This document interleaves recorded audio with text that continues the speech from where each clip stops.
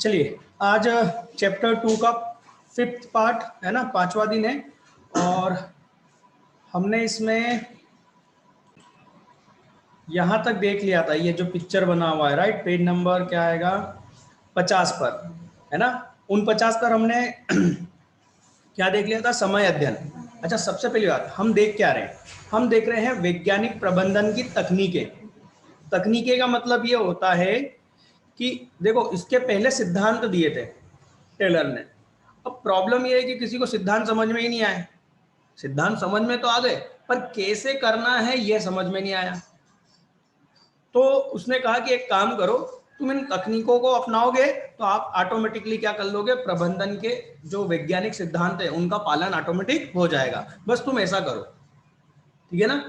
तो इन तकनीकों में सबसे पहला क्या हो गया, कार्य का वैज्ञानिक अध्ययन, जिसमें 4 चीजें आपको करनी है, समय, गति, थकान और कार्यविधि।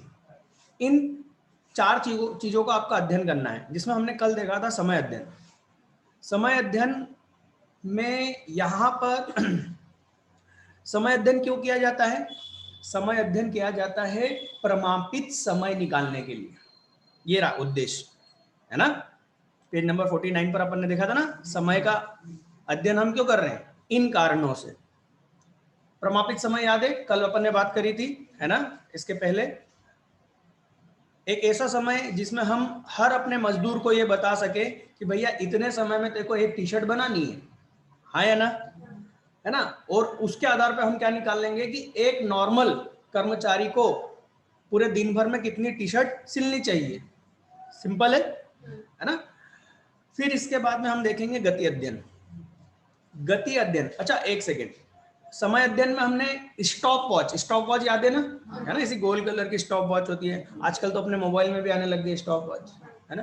ठीक, चलिए गति अध्ययन में एक्चुअल में एक कर्मचारी और उसकी मशीन के बीच में जो बिना वजह फालतू का समय जो वेस्ट हो रहा है उसको कम करना है। जैसे कि मान लो कि एक कर्मचारी, जैसे कि वो जो सिल रहा है ना, वो उसकी सिलाई मशीन पर बैठा है, ठीक। अब उसके पास में धागा खत्म हो गया है ना सिलाई का, तो वो उठ के जाता है, मैनेजर से बोलता है भैया धागा दे दो, धागा खत्म हो गया। फिर मैनेजर बोलता है रुक जा, मैनेजर के पास भी तो काम है दूसरा। फिर वो मैनेजर धागा देता है, फिर उसके पास में आता है, फिर बैठता है, टाइम वेस्ट हो रहा है ना। ये जो इतना समय है ना, वो अपनी मशीन से उठेगा, जाएगा, आएगा, लाएगा, इसमें क्या होता है, टाइम वेस्ट होता है। बात समझ में आ रही है। तो उनका कहने का मतलब है कि आपको इस समय को बर्बाद नहीं होने देना। वो जो बिना वजह ये जो कर रहा है ना, इसकी जरूरत नहीं है, उसके पास ही वो धागा उपलब्ध करवा दो। याद करो इसके पहले हमने पढ़ा था हेनरी फ्योल में ऑर्डर, क्रमानुसार, वो और ये दोनों एक ही बात है। उसमें उसने यही कहा ना कि सारा सामान आपके पास होना चाहिए। तो ये गति अध्ययन का मतलब भी यही है कि व्यक्ति का समय बिल्कुल भी, आपके कर्मचारी का बिल्कुल भी एक एक समय जो है ना आपके काम आना चाहिए, उसका एक एक सेकेंड। इस पे बहुत बढ़िया बात बता रहा हूं आपको। मालूम है इंटरव्यू में आप जाते हो, है ना, यदि ऐसी फैक्ट्री में आप यदि इंटरव्यू में जाओगे ना, और या बड़ी कंपनी में भी इंटरव्यू में जाओगे, तो आपने जो घड़ी घड़ी पहनते ना हाथ में, आपने है ना चेन वाली पहनी, ये बेल्ट वाली है ना, चेन वाली पहनी, आपने सारे जवाब दिए, चेन वाली पहनी आपने सारे जवाब दिए, आपको वो नहीं रखेगा। जानते हो क्यों? क्योंकि आपने घड़ी कौन सी पहनी, चेन वाली। है सर, चेन वाली घड़ी पहनने से क्यों नहीं रखेगा, ये कौन सी बहुत बड़ी बात हो गई। ये गति अध्ययन, उसने गति अध्ययन बहुत अच्छे से कर रखा है। उसका मानना ये है कि तुम चेन पहनोगे, चेन ऐसी सी गोल गोल घूमती रहती है ना। तुम 10 चक्कर टाइम देखने के चक्कर में ऐसे ऐसे ऐसे करके उसको देखोगे, आपने हमारे 3 सेकंड बर्बाद कर दिए। समझ में आ रही है। दिन में तुमने 10 बार टाइम देखा तो आपने हमारे 30 सेकंड, आधा मिनट बर्बाद कर दिया आपने हमारा। भाई इन कंपनी का मालिक या कंपनी वाले क्या सोचते हैं कि तुम्हारा एक एक सेकंड हमारे लिए है। हम तुमको सैलरी दे रहे हैं ना, तो आपका एक एक सेकंड हमारे लिए। कई बड़ी कंपनियों में अंदर मोबाइल नहीं ले जाने दिया जाता, पता करना, पीतमपुर या बड़े ऐसी जगह है ना, मोबाइल आप साथ में नहीं ले जा सकते। क्यों?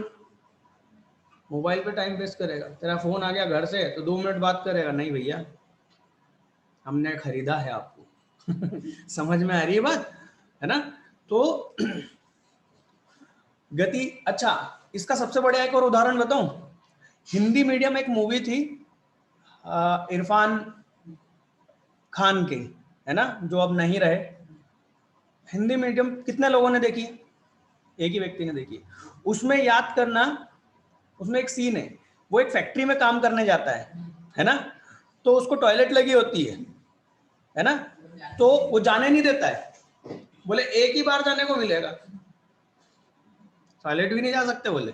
क्यों? क्योंकि तू यहां से वहां तक जाएगा, वहां से यहां तक आएगा, 15 मिनट बर्बाद होंगे, तेरी सैलरी कट जाएगी यदि दोबारा गया तो। 4 घंटे में एक ही बार जाने को मिलेगा। बात समझ में आ रही है? ये बहुत ही बढ़िया एग्जाम्पल है उस मूवी में इस गति अध्ययन का। भाई एक बड़ी फैक्ट्री में काम कर रहे हो, तुम वॉशरूम तक बाथरूम तक जाओगे, जाने का टाइम आने का टाइम, तुम 4 घंटे में यदि 4 बार गए तो बोले तूने 1 घंटा तो तूने उसमें निकाल दिया, मैं तेरे को 4 घंटे के 1-1 सेकंड के पैसे दे रहा हूँ। समझ में आ रही है बात? तो आपको क्या करना चाहिए? गति अध्ययन करना चाहिए। आपके कर्मचारी, लेबर, जो लेबर है ना, उसका समय बर्बाद नहीं होना चाहिए, उसका 1-1 सेकंड आपके काम के लिए ही उपयोग होना चाहिए। इस गति अध्ययन का मकसद है। मतलब कि क्या कहें, अनावश्यक हरकत, अनावश्यक हरकत मतलब जो आवश्यक नहीं है, ऐसे काम को आपको हटाना होगा। और ऐसा पकड़ने के लिए आपको क्या लगाना पड़ेगा? एक मूवी कैमरा लगाना पड़ेगा, रिकॉर्डिंग कैमरा। बात समझ में आ रही है?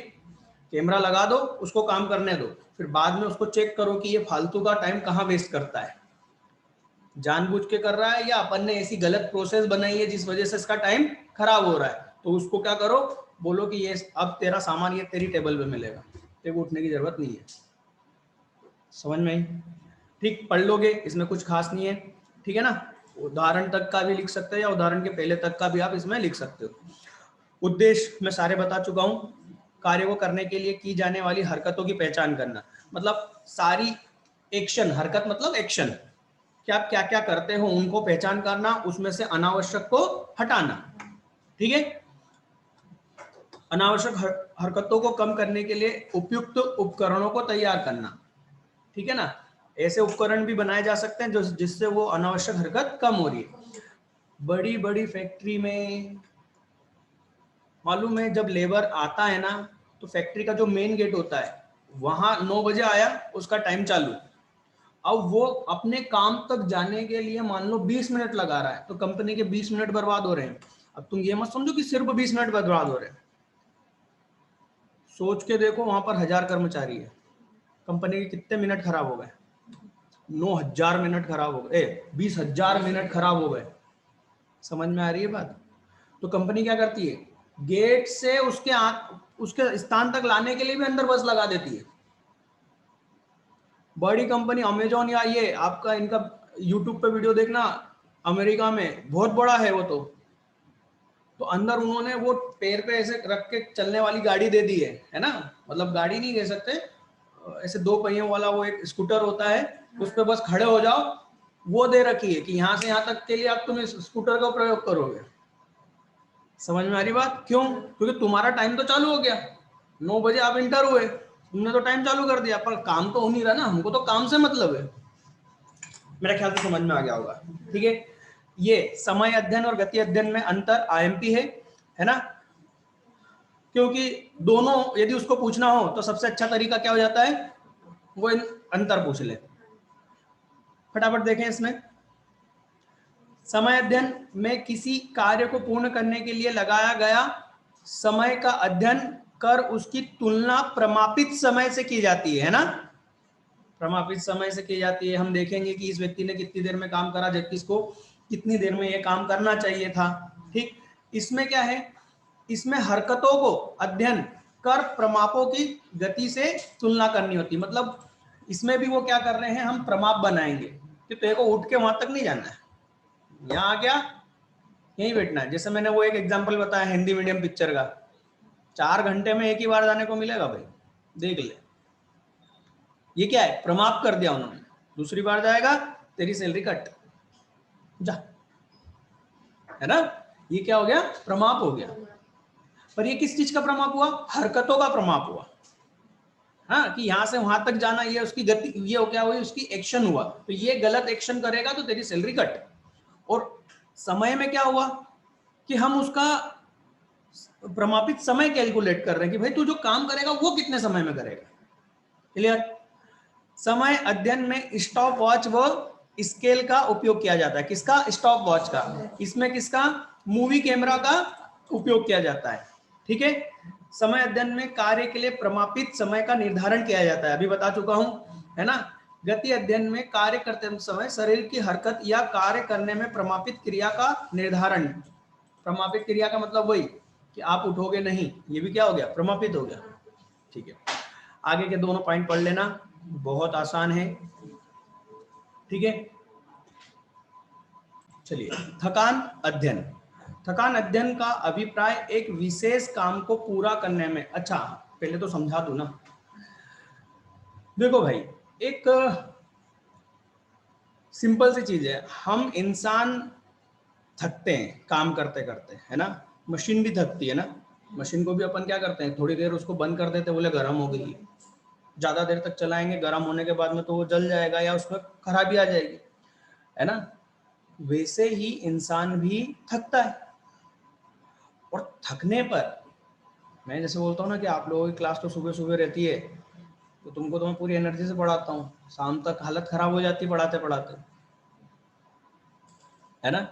तो थकने पर क्या होगा, आप कोई काम उतनी ही गति से कर पाओगे जितनी गति से सुबह से काम कर रहे थे। आपकी गति कम हो जाएगी, हाँ है ना। इसलिए आपको ब्रेक दिया जाए। बात समझ में आ रही है। लेबर काम करते करते थकेगा, इसलिए उसको टाइम दिया जाए। आप यदि फैक्ट्रीज में पता करोगे कि 4 बजे टी टाइम होता है चाय का, है ना। वो चाय का टाइम क्यों दे रहे, है ना। फैक्ट्री वाला खुद अपनी चाय क्यों भी ला रहा है, मालूम है, ताकि तुम फिर से अच्छे से काम कर सको। तुम थक गए हो, मतलब लेबर थक गया है। लेबर को लगता है यार सेठ अच्छा है यार, चाय का टाइम भी देता है, बिस्किट भी देता है यार, वाह यार। वो तुम्हारे लिए नहीं दे रहा है बेटा, वो खुद के लिए कर रहा है कि भाई गाड़ी में पेट्रोल डालो है ना, बिस्किट दो, एनर्जी आएगी तो पूरा काम करेगा ये। इसलिए वो 10 मिनट का 15 मिनट का एक टाइम निकालता है 4 बजे कि भैया आपका टाइम हुआ है ना। फिर 15 मिनट बाद फिर जो काम करवाता है। समझ में आ रही बात, बिल्कुल ये वही है। थकान का अध्ययन करो कि इंसान कब कितनी देर में थक रहा है। यदि उतनी देर में थक रहा है तो उसको फिर कितनी देर का ब्रेक की जरूरत है, ये है थकान अध्ययन। ठीक है ना। इसको पढ़ोगे बेटा, बहुत आसान है, इसमें दम नहीं है, मैंने समझा दिया है। ठीक है, ठीक, इसको आप रीड कर लेना। आगे, थकान अध्ययन, इस अध्ययन का उद्देश्य समझ लो। श्रमिकों की कार्य कुशलता के स्तर को बनाए रखना कार्य कुशलता के स्तर मतलब वो जितने अच्छे से काम करते जा रहे हैं और जो उनकी स्पीड है उसको बनाए रखना, स्पीड को बनाए रखना। या तो स्पीड बिगड़ेगी या क्वालिटी बिगड़ेगी अगले की। आराम कर थोड़ा सा दे दोगे तो क्या हो जाएगा, दोनों सुधर जाएगी। क्लियर। कार्य पद्धति का अध्ययन करना। कार्य पद्धति का अध्ययन करना, पद्धति का मतलब क्या होता है, प्रोसेस, मेथड, कोई विधि। कोई काम आपकी फैक्ट्री में हो रहा है, जैसे कि हम क्या कर रहे हैं, टी शर्ट बनवा रहे हैं, तो एक व्यक्ति उसकी कटिंग कर रहा है। नहीं, सबसे पहले तो गोडाउन में से क्या उठा के लाया जा रहा है, कपड़ा, फिर उसका एक कटिंग कर रहा है, दूसरा फिर उसको उठा के किसके पास ले जाएगा, सिलाई मशीन वाले के पास ले जाएगा। वो सिलाई मशीन वाला उठ के नहीं जाएगा बेटा, है ना। फिर सिलाई मशीन वाला उसको सील के साइड में रख देगा, वो उठा के उसको आगे पैकिंग वाले में ले जाएगा, पैकिंग वाला उसको फिर गोडाउन में ले जाएगा। राइट, ये क्या है, एक विधि है। ठीक, तो ये बोल रहा है इस पूरी प्रोसेस का अध्ययन करो। अभी तो आपने एक एक लेबर पर अध्ययन करा ना, 3 चीजों में। अब क्या किस पे करो, पूरी प्रोसेस पे अध्ययन करो कि यहां पर आपको क्या लगता है कि कोई ऐसी चीज है जिसमें आपका समय बर्बाद हो रहा है, तो उसको क्या करो, खत्म करो। देखो बेटा, कल ही हमने पढ़ा था कि साइंटिफिक क्या बोलते हैं, वैज्ञानिक प्रबंधन का मतलब क्या है, पुरानी चीजों को भूलो और नई चीजों को अपनाओ। और उसके लिए पहले आपको पुरानी चीज को अच्छे से अध्ययन करना पड़ेगा कि आप गलत क्या कर रहे हो। अपने को मालूम ही नहीं कि अपन कोई गलत कर रहे हैं तो अपन सुधार करेंगे क्या? आप मालूम है, ये कई बार तो अभी तो फिलहाल मेरे को टाइम नहीं मिलता, पर मैं पूरी कोशिश करता हूं कि मेरे जो वीडियो रिकॉर्ड होते हैं मैं इनको थोड़ा सा देखता हूं। क्यों देखता हूं? कि यार मैंने कहीं कुछ गलती करी, पढ़ाने में नहीं, समय में। मैं पूरी कोशिश कर रहा हूं कि मेरे वीडियोस को कम से कम टाइम में ज्यादा से ज्यादा बच्चा समझ सके। समझ में आ रही बात? तो मैं भी क्या कर रहा हूं, मैंने जो काम किया उसका एक बार अध्ययन कर रहा हूं कि इसमें और बेहतर कैसे किया जा सके। यही तो साइंटिफिक है बेटा। ठीक है, तो आप क्या करो, पूरी जो कार्य पद्धति हो रही ना उसको पूरा एनालिसिस करो। ठीक, यहां पर देखो लिखा हुआ है प्रक्रिया चार्ट, दिख रहा है दूसरी लाइन में प्रक्रिया चार्ट दिख रहा है। ये प्रक्रिया चार्ट को इंग्लिश में बोलते हैं फ्लो चार्ट। देखो ये कैसे बनता है मैं बोर्ड पे बता रहा हूं। देखो ये है फ्लो चार्ट, है ना। काम यहां से स्टार्ट हो रहा है, ठीक है, फिर वो यहां पर आएगा, फिर यहां पर डिसीजन लिया जाएगा कि ये किस तरीके का है, इसको इधर जाना चाहिए या इधर जाना चाहिए। तो आपकी जो प्रोसेस होती है ना वो इस तरीके से क्या कर दी जाती है, एक चित्र में प्रदर्शित की जाती है। ठीक है भाई, गोडाउन से क्या होगा, कपड़ा उठेगा, ठीक, टी शर्ट बनानी है तो इधर आएगी, ठीक, शर्ट बनाना है तो इधर आएगा, ठीक है, फिर उसमें आगे और लंबा ऐसा चलता जाएगा। इसको क्या बोलेंगे, प्रक्रिया चार्ट। ये पूरी प्रक्रिया को आपने एक काय में बता दिया, चित्र के द्वारा प्रदर्शित कर दिया। ठीक है, क्लियर? ओके, तो कार्य पद्धति, इसमें क्या करते हैं, फ्लो चार्ट या ऑपरेशन रिसर्च पद्धति का प्रयोग किया जाता है। कार्य पद्धति का अध्ययन मुख्य उद्देश्य लागत को न्यूनतम करके तथा गुणवत्ता व ग्राहक की संतुष्टि के लिए अधिकतम करने के लिए कार्यविधि को सुधार करना। काय का, कार्यविधि का सुधार करना है। ठीक है, लागत को कम करना है, गुणवत्ता सुधार करना है। ठीक है, कार्य पद्धति और गति अध्ययन में अंतर आप लोग पढ़ लेना, दोनों में समझा चुका हूं, है ना, तो आपके लिए ये आसान होगा। ठीक है, देखो पहला बता देता हूं, इसके अंतर्गत विभिन्न कार्यों को करने की रीतियों का अध्ययन किया जाता है, विधियों का अध्ययन किया जाता है कि कोई काम कैसे हो रहा है, राइट, और उसमें से फिर हम उत्तम रीति का अपनाते हैं और बेकार वाली को हटा देते हैं। इसमें हम क्या कर रहे हैं, गति अध्ययन में हम एक व्यक्ति की एक्शन का अध्ययन कर रहे हैं, उसमें हम पूरी विधि का अध्ययन कर रहे हैं। ठीक है ना, ठीक, अब आगे देखते हैं। ये कार्य का वैज्ञानिक नियोजन है ना। देखो यार सच बात बताऊं, सीबीएसई में ये कोई पॉइंट नहीं है ना, ये हो सकता है ना वो पूछेगा। सिंपल सी बात है कि कार्य का क्या करो, वैज्ञानिक नियोजन करो, नियोजन मतलब प्लानिंग करो। ठीक है, तो मैंने तो पिछले साल इनको कटवा दिया था और ऐसा कुछ पूछा जाता नहीं है। बस इतना ध्यान रखना कि कार्य को क्या करना है, वैज्ञानिक तरीके से प्लान करना है। ठीक है, मैंने तो इसको क्रॉस कर रखा है। नेक्स्ट पॉइंट है श्रमिकों का वैज्ञानिक चयन, प्रशिक्षण और विकास। तो ये तो हम पहले से ही जानते हैं कि यार श्रमिकों को आपको अपने काम के अनुसार, उसकी योग्यता के अनुसार उसको सिलेक्ट करना है और उसको काम देना है। तो ये भी यहाँ पर नहीं आना चाहिए, ये क्यों आया मुझे नहीं समझ में आया ये बुक में। वैसे तो बुक वाले ने दिया, गलत नहीं दिया है ना, बट यहाँ पर उसका पढ़ने का कोई मतलब नहीं है। ठीक है, कार्य का वैज्ञानिक ढंग से विभाजन, ये सब हो चुका है, वैज्ञानिक ढंग से विभाजन ये सब हो चुका है। प्रेरणात्मक मजदूरी पद्धति, ये इसका एक पॉइंट है। ऊपर के 4 पढ़े हमने, है ना, और ये 5। एक्चुअल में 4 कैसे है मालूम है, ये ऐसे 4 हैं। पहला कौन सा हो गया, समय, दूसरा कौन सा हो गया, गति, तीसरा हो गया थकान, चौथा हो गया, और 5वां होगा आपका प्रेरणात्मक मजदूरी। अब सर प्रेरणात्मक मजदूरी का मतलब क्या होता है, आपको अपने वर्कर को ऐसी मजदूरी देनी है कि वो ज्यादा से ज्यादा काम करे। मतलब सर ज्यादा से ज्यादा सैलरी देना है, नहीं, ज्यादा से ज्यादा सैलरी दोगे तो तुम्हारा नुकसान है। बात समझ में आ रही है? नहीं समझ में आएगी, टेंशन मत लो, अभी बताता हूँ। मेरे पास में इंग्लिश के जो मेरे नोट्स हैं उसमें मैंने बना रखा है, यहाँ पर नहीं है, उसमें मैं दिखा रहा हूँ आप लोगों को। देखो वो मजदूरी वाला जो पॉइंट है उसको समझना। एक फैक्ट्री है, ठीक है, हम लोगों उसमें मैंने क्या बोला, आपको ज्यादा नहीं देना है, आपको ऐसा सिस्टम बनाना है, तरीका ऐसा रखना है कि व्यक्ति ऑटोमेटिक क्या करे, ज्यादा से ज्यादा काम करे आपके लिए। ठीक है, तो सबसे पहले हमने नियम बनाया कि एक दिन में कितनी यूनिट बनेगी, 100, मतलब टी शर्ट। मान लो अपने यहाँ कितनी टी शर्ट, एक दिन में आपको 100 टी शर्ट बनानी है।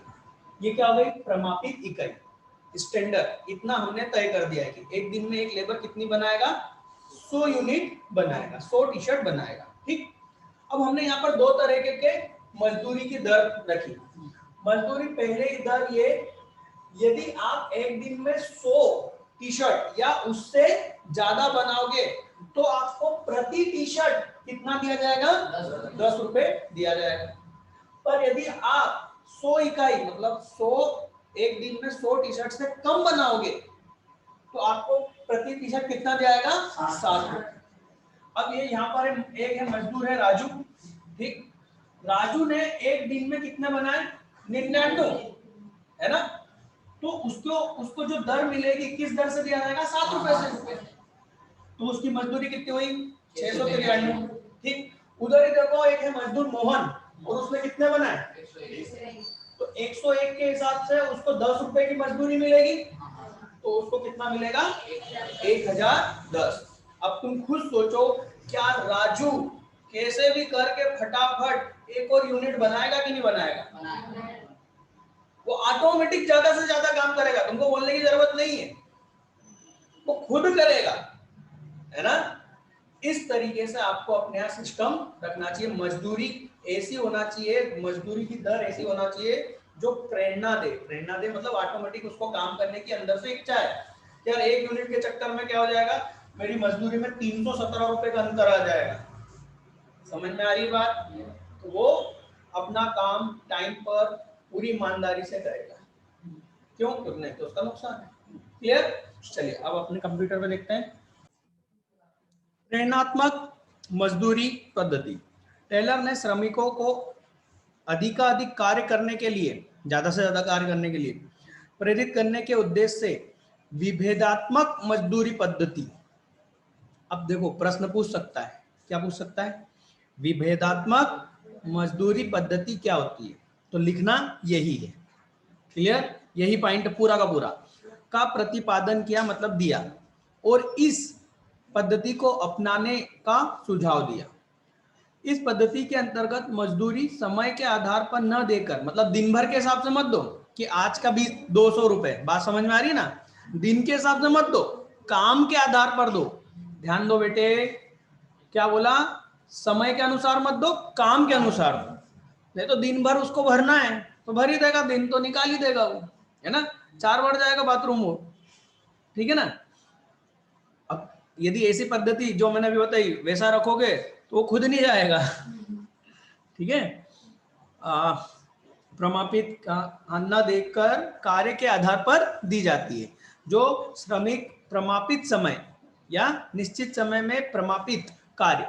अब अपने एग्जांपल में प्रमापित समय क्या था, बताओ, एक दिन हमारा प्रमापित समय था और प्रमापित कार्य क्या था, 100 इकाई या प्रमापित इकाई का उत्पादन करते हैं।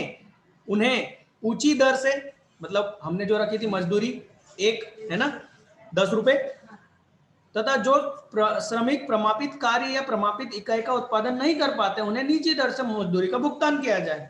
ऑटोमेटिक वो सब काम कर लेंगे फिर तो। समझ में आई बात, आगे बढ़े। सामग्री का वैज्ञानिक चुनाव, ये भी वो ऑर्डर होता है, ये हटाओ यहां से, है ना। आधुनिक यंत्र एवं उपकरण, ये भी हटाओ।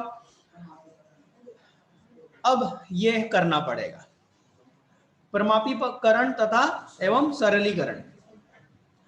ये सिर्फ ये बोल रहा है कि आप हर चीज को क्या करो बेटा, प्रमापित करो, हर चीज को तय करो।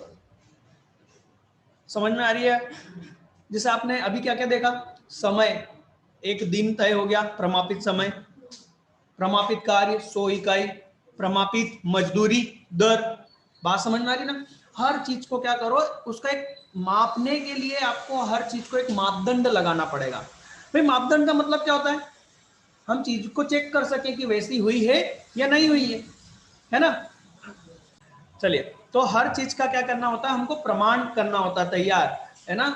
हर चीज को नापने के लिए हमको क्या करना होता है, पहले से भाई आपने बोला कि कितने टी शर्ट बनाए, तो उसने बोला सर 80।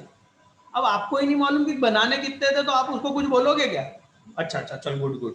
अरे नालायक, आपको उसका काम चेक करने के लिए आपको भी तो तय करना पड़ेगा। उसी को क्या बोलते हैं, प्रमाप। प्रमाप वो चीज होती है जिसके आधार पर हम मजदूर के किए गए काम को क्या करते हैं, आंकते हैं, मापते हैं कि उसने उतना काम किया या नहीं किया। ठीक है, चलिए। प्रमाणीकरण का अर्थ है विभिन्न व्यवसायिक क्रियाओं, जितने भी उसमें क्रियाएं चल रही है, परचेस करना, सेल करना, मैन्युफैक्चरिंग करना, के लिए प्रमाप निर्धारित करना। अरे सेल का भी तो टारगेट देते हैं कि एक महीने में तुमको इतने की सेल करना है, तो तुमको सैलरी इस दर से मिलेगी, नहीं तो ये इस दर से मिलेगी। क्यों? यही तो उसका काम। नहीं तो क्या है, हाँ सर मैं तो काम कर रहा हूँ। तेरे काम करने से क्या होता है बेटा, सेल कितनी हुई है बता। ठीक है, ये प्रमाप मापदंड होते हैं मापने के लिए, जिनका उत्पादन के दौरान पालन किया जाना चाहिए। ठीक है, टेलर का कहना है कि यदि उत्पादन के लिए सदैव प्रमापित वस्तु, प्रमापित माल एवं विधि, प्रमापित कार्य, देख लो, वस्तु भी, विधि भी, कार्य की दशा में तथा प्रमापित श्रम शक्ति, श्रम शक्ति मतलब कितने मजदूर लगेंगे रोज, हमें ये हमको मालूम होना चाहिए कि रोज हमें 50 मजदूरों की जरूरत है, 10 की जरूरत है, कितने की जरूरत है। हर चीज बेटा, हर चीज फिक्स हो जाती है, और फिर आप उसके अनुसार काम करो। आप वैज्ञानिक ढंग से काम कर रहे हो, आपको रिजल्ट बहुत अच्छा मिलेगा। बात समझ में आ रही है? ताकि कम लागत में श्रेष्ठ उत्पादन किया जा सके, है ना। लागत तो कम से कम रखनी पड़ेगी, तभी तो आपका माल मार्केट में बिकेगा। चलिए, प्रमापीकरण के उद्देश्य आप पढ़ लेना, है ना। दम नहीं है, मतलब दम नहीं है मीन्स समझाने लायक दम नहीं है, बाकी क्वेश्चन में दम है। काटना मत, पढ़ना है ये और याद भी करना है। ठीक, इसमें है ना सरलीकरण को नहीं समझाया गया। प्रमापीकरण को तो समझा दिया, पर सरलीकरण को नहीं समझाया। अब तुम समझ लो, अगले साल तो अपने खुद के नोट्स होंगे जिसमें बहुत व्यवस्थित तरीके से होगा बेटा, बट इस साल सिर्फ अभी इंग्लिश मीडियम के ही मैं नोट्स प्रोवाइड करवा पा रहा हूँ। सरलीकरण का मतलब है पूरी विधि को सरल करना। बार बार आप अपने कामों को चेक करो और हर बार उसमें से जो आपको लगता है कि इसको और इजी तरीके से कर सकते हैं उसको हटाओ और दूसरा करो। समझ में आ रही है बात मेरी? मैंने यही बोला था ना, वैज्ञानिक तरीका तो यही होता है, हर बार सुधार करते जाओ, वही सरलीकरण है। ठीक है, चलिए। इसके बाद में आता है क्रियात्मक गठन या फोरमैनशिप, जो कि हम कल देखेंगे। ठीक है, कल हमारा ये चैप्टर कंप्लीट कर देंगे अपन। ठीक है, आप लोगों के लिए एक होमवर्क है, और वो ये है कि ये जो दिया हुआ है ना, पेज नंबर 54, पेज नंबर 54 पर टेलर एवं फ्योल के सिद्धांतों का तुलनात्मक अध्ययन, ये लास्ट ईयर तो मैंने कटवा दिया था, पर इस साल नहीं है, इस साल आपको पढ़ना है ना। क्या करना है, इन दोनों का तुलनात्मक अध्ययन करना है। तुलनात्मक अध्ययन का मतलब ये हुआ, पहले तो आप उसमें निकालोगे समानताएं, कि दोनों में समानता क्या है, और फिर दोनों में अंतर क्या है। ठीक है, ये पढ़ के आना है। कल मैं इनको फास्ट, बहुत फास्ट बताऊंगा। नेक्स्ट वीडियो के लिए, नेक्स्ट लेक्चर तक आपको उसको पढ़ के आना है। ठीक है, दोनों में अंतर।